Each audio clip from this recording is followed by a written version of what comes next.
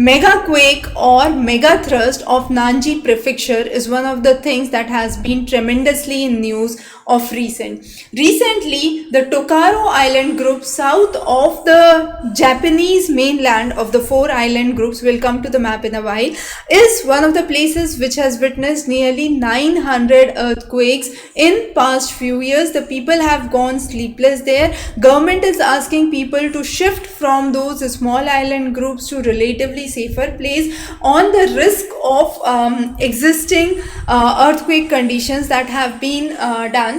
Also, there have been astrological predictions on the same. Now, if we focus on to the physiography of Japan, now this becomes one of the very important questions for your answer writing for UPSC geography optional as well.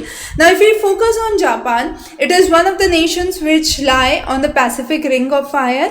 Now, not just the Pacific Ring of Fire, it is known to have nearly 1500 earthquakes which stamp the region annually, and most of the earthquakes are of low intensity. However, in 1946, one of the major earthquakes took place, and this was a mega quake affecting millions of people, and it is believed that such mega quake occur around every 100 to 200 years, and July this month is one of the expected forecasted months as per their astrological predictions as well as the government predictions, that there is a possibility of upcoming significantly high earthquake. Usually it was expected that the earthquake could range to from 7 to 8 magnitude. However, the recent Meteorological Association of Japan has given that this could be more than 8 in magnitude, creating waves of 10 meters or more, leading to extreme tsunami conditions in the region.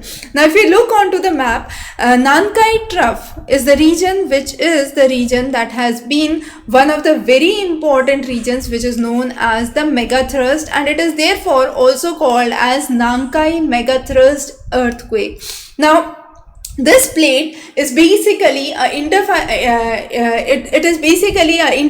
between the Philippine Sea, which is the subducting plate, and the other overriding plate, which is the Amurian plate, which is part of the Eurasian plate. Now, this is when near the Honshu region we would see that the Philippines plate is subsiding under the Amurian plate, and this is creating a tectonic imbalance in the region, which would be one of the major reasons that the west part of the Nankai Trough would be worst affected, specifically the regions of Miyazaki. Now, Miyazaki is one of the 47 prefectures of Japan. We'll come on to that in a while.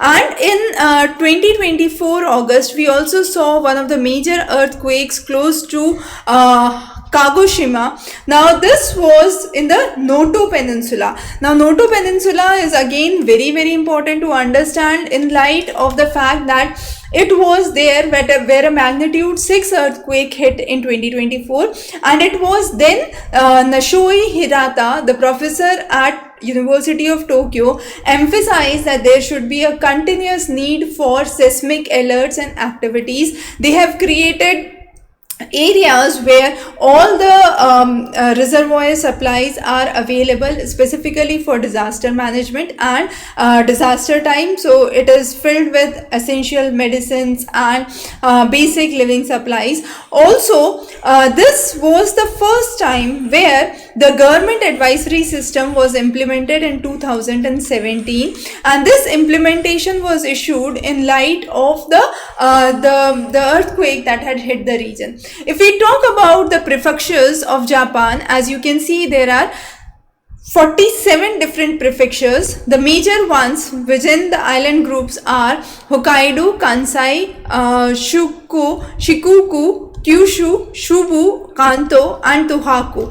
Now, all of these are really important. So 43 of them are the proper prefectures. Nearly 2 of the prefectures are Osaka and Kyoto. One is the circuit one, which is the Hokkaido, and then this is the circuit one, which is the Hokkaido, and then there is one metropolis, which is Tokyo, that is present. Now, if we look on to 45, We can see the zoom structure of 45 here. This is what is the Miyazaki prefecture, and this was on the eve of New Year 2024 that under the massive earthquake more than 4,000 people had died in the Noto Peninsula, as I already discussed, and closer to it is 43, as you can see here, which is the Kumamoto prefecture. South of it is the island group, which you can see is the Tokara Island, which has been in news since last 2 days, and this is where the quake-linked deaths are predicted. Government officials are asking people to evacuate from this area, and once the Namki trough or the megathrust region is affected, it was believed that these predictions came back by the Meteorological Association in 2024, stating that the coastline has been shifted for nearly 800 kilometers after the earthquake had struck in the region in 2024.